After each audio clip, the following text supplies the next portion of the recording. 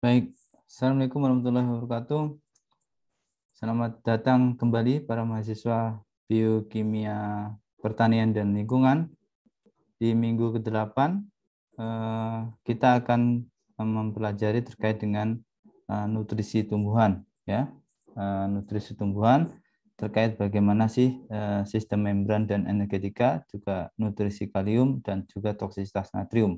Itu nanti yang akan kita pelajari di minggu ini. Materi yang akan kurang lebih kita pelajari adalah terkait ini, ya, terkait dengan pengenal apa itu nutrisi tumbuhan, kemudian membran energetika seperti apa, HATPase, HPPase, kemudian potasium, transport dan homeostatisnya seperti apa, kemudian sodium, toksisitasnya seperti apa, termasuk dengan transport dan toleransinya. Nanti kita akan belajar terkait itu. Nah, yang perlu diperhatikan di sini adalah nutrisi tumbuhan. Pada umumnya, tumbuhan itu menggunakan nutrisi dalam bentuk anorganik, ya, anorganik. Jadi itu menjadi hal yang penting untuk diketahui oleh Anda semua, bahwa CO2 untuk fotosintesis itu memerlukan senyawa-senyawa. Nah, sekitar ada kalau di dalam persentasenya ada 42% karbon, 44% oksigen, dan 7% hidrogen. Nah, oksigen dan hidrogen itu bisa dari air, kemudian karbon, oksigen itu bisa dari CO2 fotosintesis. Sementara yang lainnya itu akan diperoleh, jadi kalau total, ya, kalau total unsur unsur karbon, oksigen, dan hidrogen akan sekitar 93% dari bobot kering tumbuhan. Itu sangat besar sekali, ya. Jadi itu yang mendasari, dan sekitar secara bobot sekitar 70 sampai atau di atas 90% dalam tumbuhan itu adalah air. Jadi itu makanya komposisi hidrogen, oksigen itu menjadi sangat besar. Nah, sisanya dari mana? Sisanya adalah 7% itu berasal dari tanah. Tanah ini ada yang diperlukan, ada nitrogen, ada kalium gitu, ya. Ada fosfat gitu, ya, ada kalsium dan seterusnya. Nah, ini yang merupakan yang disebut dengan mineral, nutrisi mineral, ya, anorganik, ya, yang menjadi penting, dan ini menjadi hal yang sangat dipelajari karena kajian nutrisi tumbuhan, dalam kajian nutrisi tumbuhan, karena ini biasanya menjadi mineral esensial dalam pertumbuhan suatu tanaman. Nah, ini adalah ragam proses yang terlibat dalam penyerapan nutrisi dan asimilasi dan juga penggunaan. Jadi ini terkait dengan nutrisi, ya, nutrisi. Jadi kalau misalnya nitrogen itu bisa diperoleh dari akar, bisa diperoleh dari akar. Kalau nitrogen bebas berarti harus ada simbiosis dengan rhizosfer atau mikrobiota, begitu, ya, yang menghasilkan simbiosisnya nanti akan mendapatkan nitrogen, sehingga nitrogen itu bisa diubah menjadi NH3. NH3-nya inilah nanti akan bisa masuk ke dalam akar.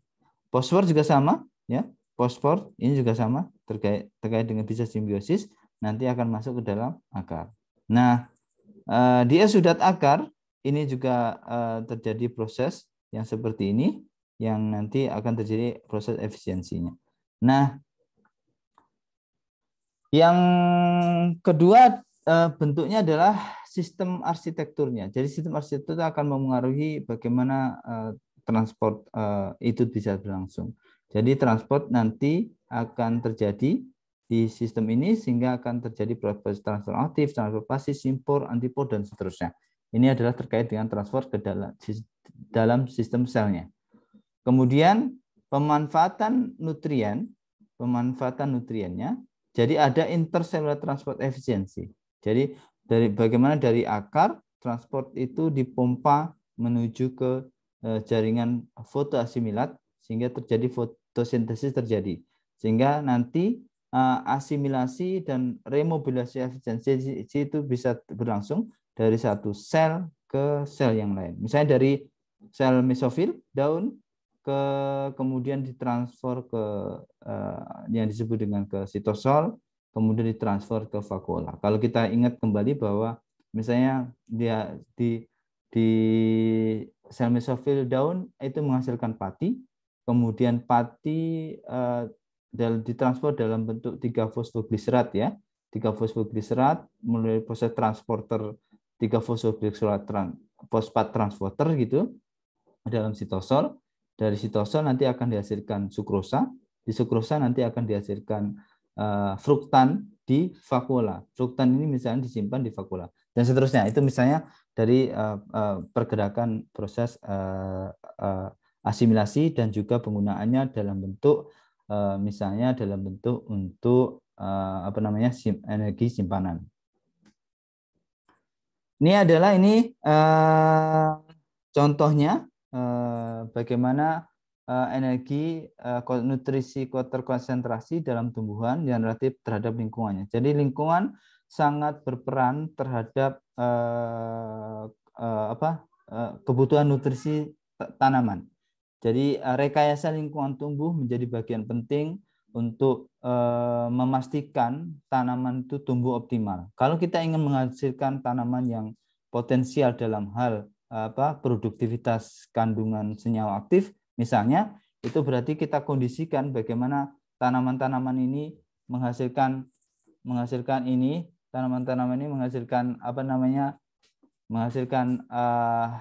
kondisi-kondisi sehingga kondisi itu menginduksi berbagai metabolisme sekunder yang memang kita targetkan. Jadi itu menjadi strategi riset. Beberapa riset penelitian kami dan saya dan tim gitu ya, itu saat ini sudah mempelajari bagaimana misalnya tanaman gandarusa itu memproduktivitas senyawa antioksidan yang melalui kondisi-kondisi kita kondisikan. Misalnya adalah kondisi kekurangan nitrogen, kondisi kelebihan nitrogen, kondisi dengan kompos begitu. Begitupun juga praktikum yang Anda lakukan begitu ya. Praktikum yang Anda lakukan mengkondisikan bagaimana penggunaan pupuk cair organik, kemudian dikombinasikan dengan nitrogen, pupuk urea, misalnya nitrogen dan pupuk urea seperti apa, itu yang akan kita lakukan. Jadi itu merupakan bagian. Nah, ini mohon diperhatikan kandungan dalam tanah kalium itu sekitar 0,1 konsentrasinya ini yang perlu diperhatikan, dan nanti ke dalam sel sekitar berapa tentu berbeda-beda ya, tergantung dari senyawa-senyawa nutrisi ini. Nah, gradien elektrokimia itu penting untuk transport ion ya. Gradien elektrokimia itu merupakan gradien yang dibutuhkan untuk transport dan mengintegrasi secara elektrikal dan konsentrasi gradien. Jadi ini menunjukkan keluar, yang ini menunjukkan ke dalam. Ini ya istilah ini. Jadi diperlukan gradien elektrokimia. Jadi ini yang perlu dipelajari ya, yang perlu Anda pahami bahwa gradien elektrokimia ini menjadi penting untuk transport ion dalam sel tanaman. Ini transport dapat mengikuti atau melawan gradien elektrokimia. Nah, ini berarti transport melalui membran, ini berarti langsung. Ini transport melalui kanal, berarti ada kanal tertentu, kanal protein tertentu terfasilitasi. Kemudian ini transport melalui pembawa, karier. Kemudian ini transport primer, transport aktif, berarti melalui aktivasi ATP. Kalau ini adalah transport simport ya. Kita mengulang lagi, simport berarti sama-sama di satu titik gitu ya transportnya. Ini transport antipod ya, antipod. Ini biasanya secara tidak langsung couple dengan hidrolisis ATP proses ini. Ya, couple dengan proses hidrolisis ATP secara tidak langsung. Kalau secara langsung berarti kategorinya adalah transport aktif ya, transport aktif yang langsung couple secara langsung couple dengan hidrolisis ATP. Ya terlalu melewati membran melalui tipe transporter yang berbeda. Jadi ini Ada yang disebut dengan ini ya, ATP, hidrogen dan ADP, sering prosesnya adalah pompa, pump ya. Ini memindahkan solut ke perubahan gradien pemuatan ya, muatan kimia ataupun muatannya. Kemudian coupled transport ke hidrolisis atau ATP atau pirofosfat, ini biasanya pompa transport ya. Kemudian bentuk kanal. Kanal itu merupakan suatu protein ya, jadi protein transporter ya, protein transporter yang dia sering digunakan untuk membawa protein, misalnya porin gitu ya, porin yang ada di nukleus itu adalah suatu kanal protein. Kemudian carrier coupled transporter, biasanya membran protein ini, membran protein bisa dalam bentuk aktif atau inaktif. Misalnya membran protein apa tadi? Yang saya sebutkan ada 3 fosfoglycerat fosfat transporter, misalnya itu adalah salah satu carrier atau coupled transporter. Jadi itu contoh-contohnya yang ada di terkait dengan membran. Energi membran, plan ATPase dan ini vakuola tipe PPase ini sangat terhubung gitu ya. Ini plasma membran HATPase menggunakan energi dari ATP untuk memompa proton. Jadi intinya dari antara vakuola dengan membran ini ada gradien elektrokimia, yang gradien elektrokimia ini nanti akan bisa digunakan untuk pembentukan energi. Ya. Intinya itu. Jadi ini vakuola tipe proton transport masuk ke dalam lumen, kemudian ini ke luar sel HATPase sehingga nanti terjadi gradien proton di dalam sistem ini. Ini yang disebut dengan master enzim dan powerhouse ya. Intinya di sini terjadi gradien proton sehingga menyebabkan kanal-kanal baik itu kation ataupun anion, antiport atau simport, kemudian uniport itu bisa menjadi terbuka sehingga proses transfer nutrisi itu bisa terjadi begitu ya. Bisa terjadi dan kondisinya itu kurang lebih kondisi seperti ini. Jadi harus dipastikan bahwa ATPase beraktivitas sehingga mempertahankan konsentrasi pH di dalam sel sekitar 7,5, sementara pH di luar sel sekitar 5 sampai 6. Dengan elektro energinya sekitar minus 150 milivolt ya, mikrovolt ya, milivolt. Nanti tolong dicek nih terkait dengan satuan-satuan ini ya. Kemudian ini terkait dengan vakuola. Vakuola pH-nya sama ya, di dalam 7,5. Ini di sel, ini di sitosol ya, ini sitosol. Ini pH di luar membran 5,6. Nah, di dalam vakuola sendiri pH-nya lebih asam lagi, yaitu pH lebih asam sekitar 3,6. Jadi ini diatur sedemikian rupa sehingga proses pompa endokompartementasi itu dapat terjadi ya di dalam sistem tanaman. Baik, kita akan mencoba mengkaji dua elemen mikronutrien yang kalium dan natrium. Keduanya mirip tetapi berbeda gitu ya. Sodium natrium sama-sama satu kolom tabel periodik, di antara keduanya memiliki elektron tunggal yang bermuatan positif, Na+ dan K+ gitu ya. Keduanya sangat banyak, merupakan elemen yang sangat berlimpah. Tapi Eh, Potasium merupakan nutrisi yang esensial, ya. Potasium, kalium itu merupakan nutrisi yang esensial. Sementara kalau sodium itu biasanya akan menyebabkan toksik, ya, toksik. Ini misalnya sodium, ini adalah yang menyebabkan warna kuning ini untuk sodium. Kelebihan toksitas sodium, ya. Tapi kalau kondisi defisiensi kalium, potasium itu juga menghasilkan warna kuning. Jadi keduanya memiliki fungsi yang berbeda, gitu ya. Nah, ini contoh-contoh lain yang simptom atau gejala karena kekurangan defisiensi potasium, ya. Defisiensi potasium. Potasium merupakan esensial makronutrien, ya, makronutrien yang esensial untuk tumbuhan. Jadi ketika terjadi defisiensi akan menyebabkan tumbuhan itu mengalami kuning ataupun mengalami kematian, gitu ya. Ini beberapa fungsi terkait potasium. Potasium, fungsi potasium silahkan dipelajari.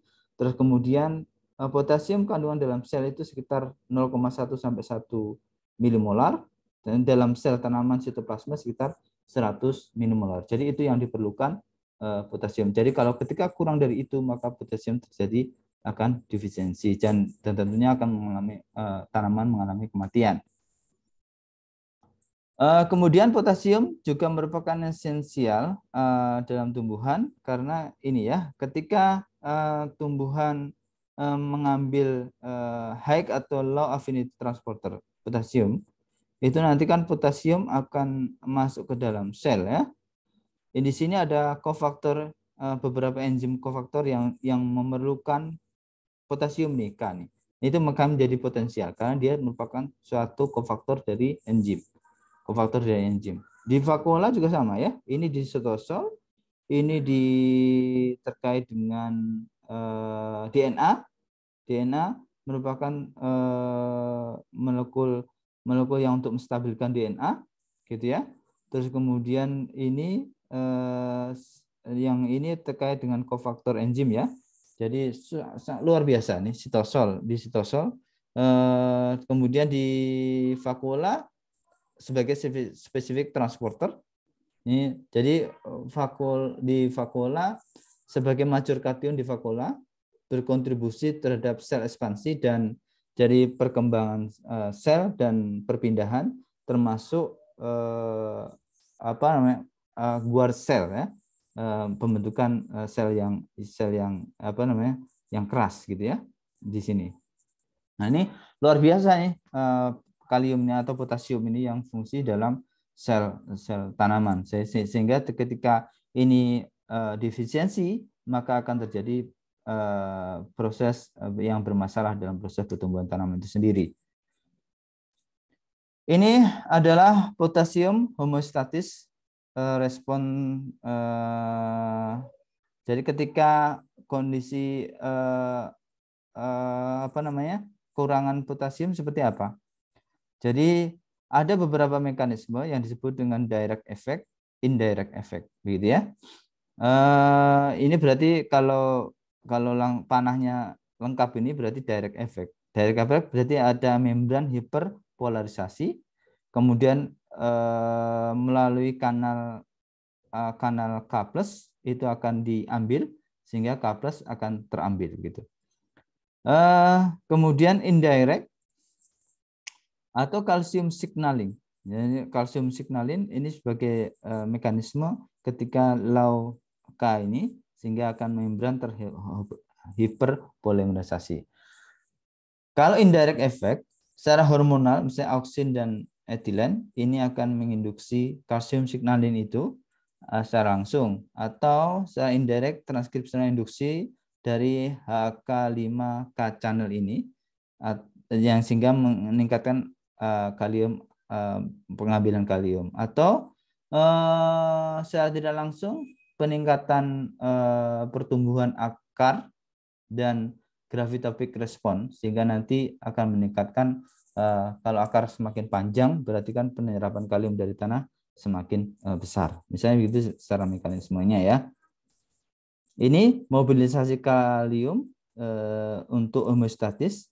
Jadi di sitosol, ketika di sitosol tinggi, misalnya di vakuola tinggi, nanti akan termobilisasi. Jadi yang warna putih ini kaliumnya rendah. Jadi nanti akan teralkoholisasi dari sitosol, gitu ya, dari sitosol. Kemudian ketika prioritasnya, kalium dimobilisasi dari bagian jaringan yang rendah ke jaringan yang memiliki diremobilisasi ya dari bagian yang kurang esensial ke prioritas jaringan yang sangat esensial seperti misalnya pertumbuhan, terus jaringan fotosintesis. Ini begitu ya. Jadi prioritas jaringan berarti kalau misalnya daun itu menjadi prioritas jaringan karena di situ adalah fotosintesis berlangsung begitu ya di daun.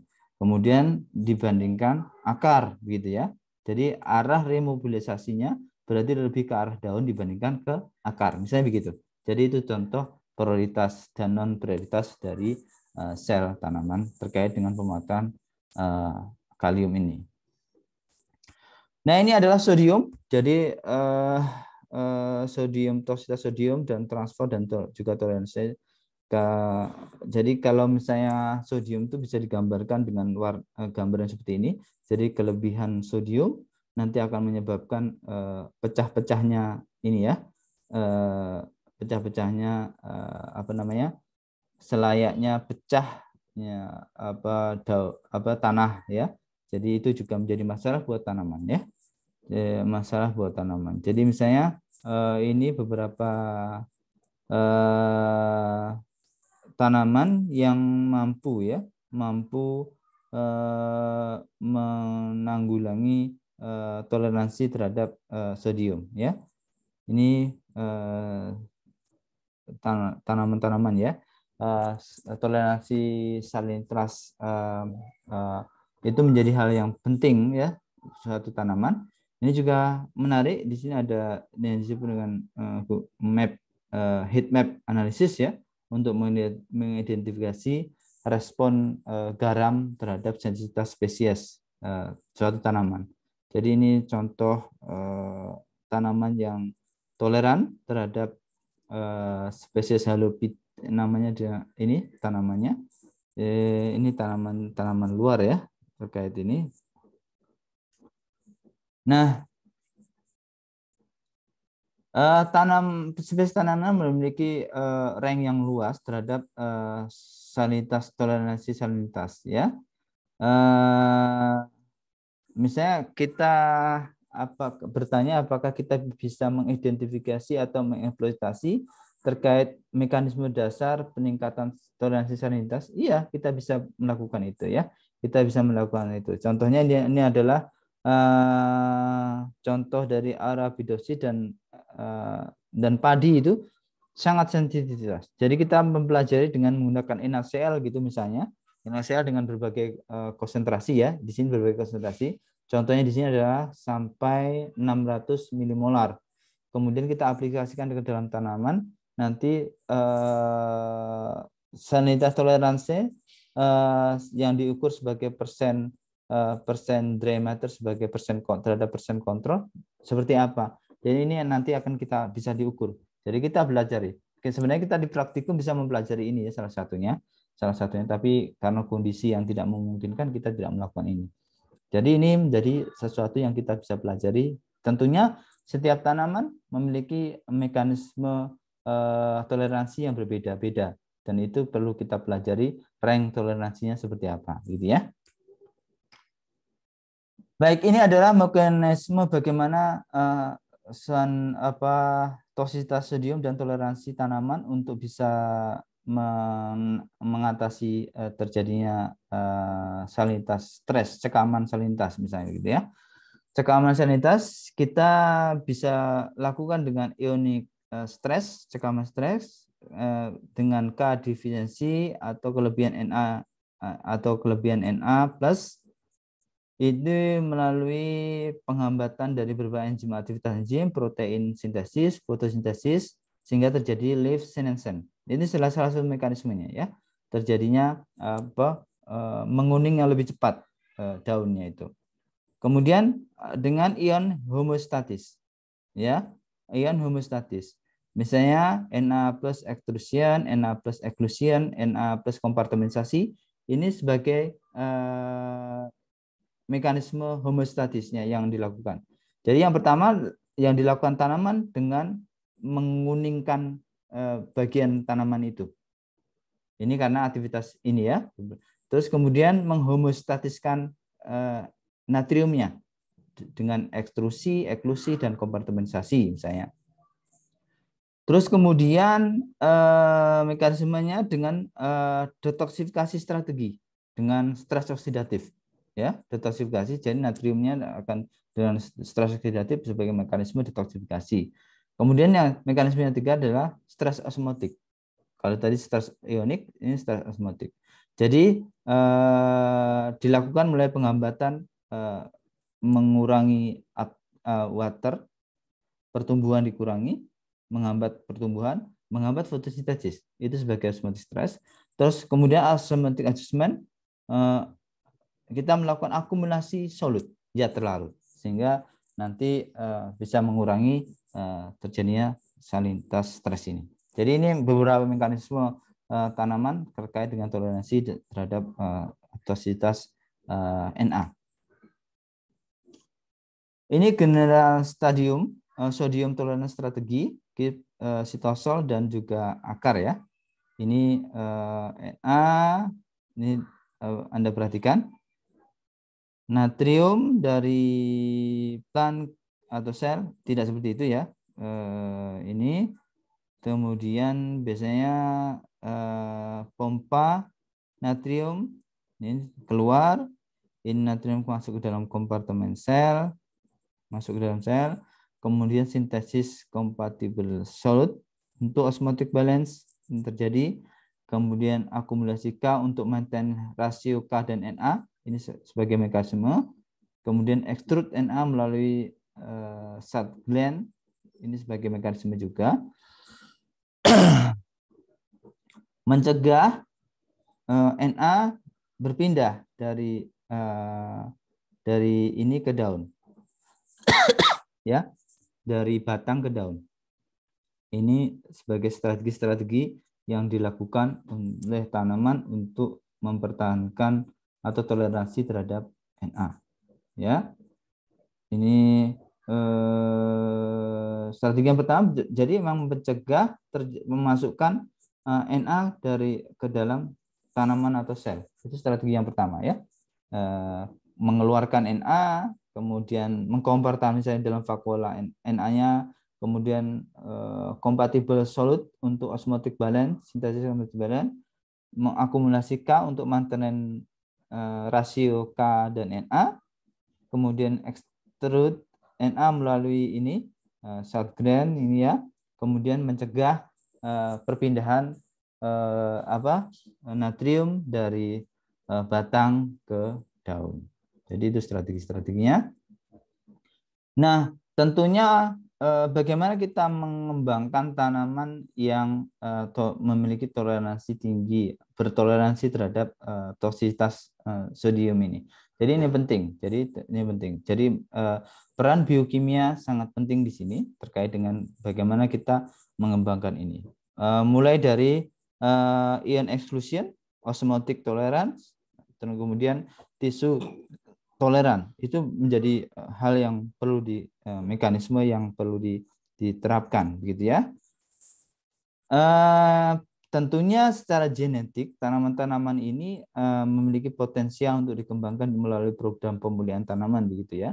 Dan informasi genetik tanaman yang paling potensial toleran terhadap ini menjadi hal yang perlu kita kembangkan, gitu ya. Misalnya tanaman padi yang toleran terhadap sal toleran dan seterusnya, gitu ya. Jadi ini perhatikan ini beberapa mekanisme yang terjadi yang telah saya ceritakan tadi. Tisu toleran misalnya. Jadi Na itu diakumulasi di dalam vakuola sebagai mekanismenya. Dalam prosesnya ini melibatkan berbagai proses vakuola pirofosphatase, vakuola ATPase begitu ya, dan melibatkan berbagai kondisi sehingga ini bisa terjadi. Bagaimana sensing dan signaling sebagai osmotic toleran itu menjadi parameter lain yang perlu dievaluasi. Kemudian ion exclusion ini bagaimana dari tanah ke korteks, kemudian ke endodermis dan seterusnya. Ini tentu perlu dipelajari mekanismenya secara lebih komprehensif begitu ya. Sehingga dengan mempelajari semua parameter ini diharapkan secara biokimia kita dapat membantu bagaimana kita mengembangkan tanaman yang toleransi terhadap natrium ini ya, toleransi terhadap natrium. Karena natrium dengan jumlah yang melimpah dan menyebabkan toksisitas yang tinggi terhadap tanaman. Baik, ini adalah salinitas tanah yang melalui wheat ya. Ini salah satu tanaman yang bisa ditingkatkan produktivitasnya melalui Na transport gen. Kita menghasilkan natrium transporter gen. Jadi dengan menghasilkan itu kita bisa meningkatkan salinitas tanaman. Jadi gen itu relatif yang itu dapat meningkatkan salinitas toleransinya terhadap Na karena spesies ini terkait dengan gen yang dapat dibudidayakan tanpa menggunakan ini ya metode khusus gitu ya terkait dengan ini. Ini contohnya beberapa gennya di gen-gen yang bisa dikembangkan ya, NAX1 dan NAX2. NAX1 dan NAX2. Gen-gen ini yang nanti bisa sebagai transporter Na sehingga nanti tanaman bisa tumbuh dengan sempurna. Jadi ini adalah salah satu interaksi antara K nutrisi dan Na toxicity. Jadi Na K Na rasio. Jadi itu yang menjadi perlu diperhatikan ya. Plan tanaman perlu mengkoordinasi aksi dari K dan Na transporter untuk memaintain rasio antara K terhadap Na terhadap jaringan prioritas. Jaringan prioritas. Jadi jaringan prioritas yang mana dan jaringan non prioritas yang mana itu menjadi penting untuk di-maintain dari suatu tanaman itu. Baik, secara sederhana kita dapat menyimpulkan beberapa potensial penelitian terkait dengan atau potensial aktivitas yang bisa Anda pelajari di pertemuan ini. Yang pertama terkait dengan pengambilan nutrisi, itu akan sangat dipengaruhi oleh kebutuhan energi. Kemudian proton motive force itu akan dihasilkan melalui pompa proton yang esensial untuk mengambil nutrisi tanaman. Membran transporter itu juga terlibat dalam mengalokasikan dan homeostatis mineral nutrien, ya, nutrisi mineral. Kemudian beberapa tanaman itu memerlukan rasio K terhadap Na yang spesifik, yang sangat tinggi ya. K terhadap Na, rasio katalitik diperlukan sangat tinggi. Kemudian tumbuhan memerlukan jumlah potasium untuk pertumbuhan yang lebih optimal. Jadi itu perlu diperhatikan. Kemudian kita juga bisa mempelajari sodium toksisitasnya terkait dengan pertumbuhan tanaman. Kemudian bagaimana mekanisme sodium toleransi yang kita bisa identifikasi dan eksploitasi lebih lanjut terkait dengan untuk pemulihan suatu tanaman. Baik, itu yang bisa saya sampaikan untuk pertemuan kali ini. Kurang lebihnya saya mohon maaf. Assalamualaikum warahmatullahi wabarakatuh.